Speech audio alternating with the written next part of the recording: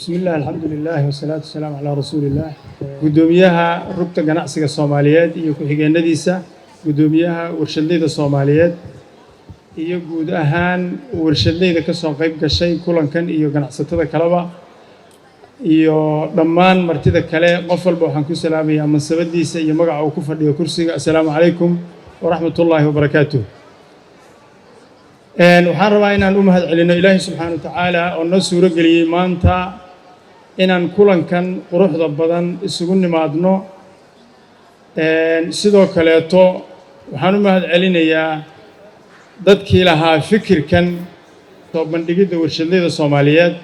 waxaan rabnaa inaan indhaha ka qaybgalayaasha ku soo jeedino in shirkadda Beko tahay shirkadda suuro gelisay Ilaahay ka sokow intaan oo warshadood iyo in ka badan oo aysan suuro gelin inay ka qayb galaan maanta inay yihiin yaani shirkadaha ay wada isticmaalaan korontada Beko boqolkiiba boqol waa runtii farxad weyn weeye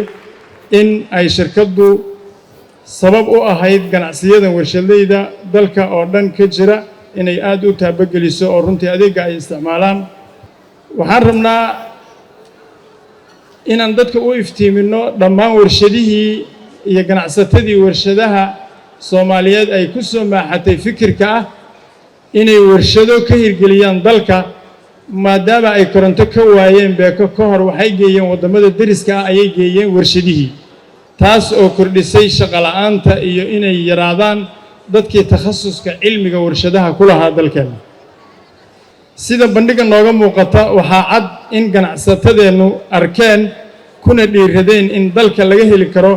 koronto tayo leh kuna filan qiimaheeduna uu aad u jaban yahay sida awgeedna ay ka hirgeliyeen warshado wax soo saar kuwaasoo shaqo abuur u noqon kara dadkeena kuwii ay horay uga hirgeliyeen wadamada deriska ahna loo soo raro wadankeena markay Beko dabooshay baahidii koronto ee guud ahaan dalka ka jirta fariinta aan dirayno Beko ahaan waxay tahay waxaan rabnaa inaan ugu baaqno ganacsatada weli ka walwalsan in koronto la'aantii wadanka hore uga jirtay inaan cod dheer ku dhahno Beko ayaa dabooshay baahi kasta oo aad koronto u qabteen marka habqina imaada wadanka nala maalgeliya si aan ummadaha nala midka ah ula tartanno waxaan kaloo idin ballan qaadaynaa ka Beko ahaan haddaad tihiin warshadayda inaydan ka walwalin qiimaha korontada annagoo mar walba diyaar u ah inaan hoos u dhigi doono qiimaha korontada sidii aad horay nooga barateen haddii ay noo fulaan insha allahu mashaariicda horumarineed ee tamarta cagaaran ee shirkaddu gacanta ku hayso waxaan kaloo aan u ballan qaadayno warshadayda in qiimaha aanu ka dhigin doono wax ka yar 20 cents haddii alla idmo 26 insha Allah dhexdeeda qiimaha waxa laga dhigi doonaa wax ka yar 20 cents waxaan markaa rajaynaynaa in dadkeenuna ay helaan shaqo abuur dhalinyaradeena shaqo abuur hesho dalkeenu uu la tartamo wadamada la midka ah koronto aanan ka walwalin